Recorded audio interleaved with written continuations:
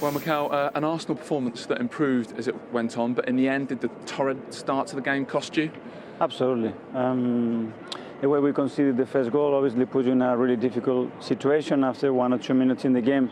To concede against them, it's tough because it puts the game exactly where they want it, and even more with the formation and the play that they use with a false nine where they are really comfortable. They want to drag you out to start to jump on them and create the spaces. And when we are 1-0 down, you have to start to do that. But I think after the team reacted really, really well, we were on top of the game.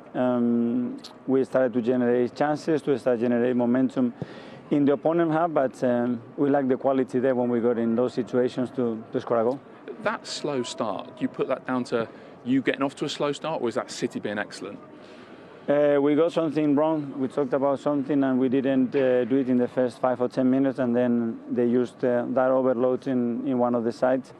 And still, it's a cross from Mahrez, you know where it's coming, and Sterling cannot head that ball in the middle of the goal.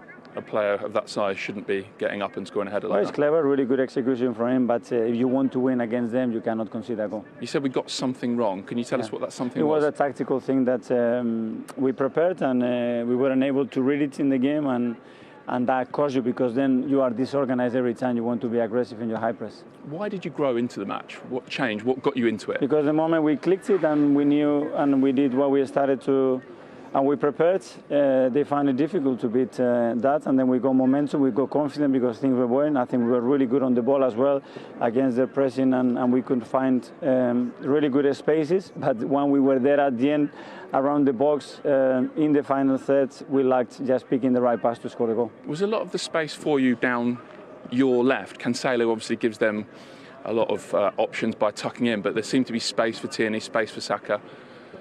Well, we tried to use some weaknesses that we thought that we could exploit, which they are not many because they are a fantastic team. But you see the ability, you see why they are on the top of the league.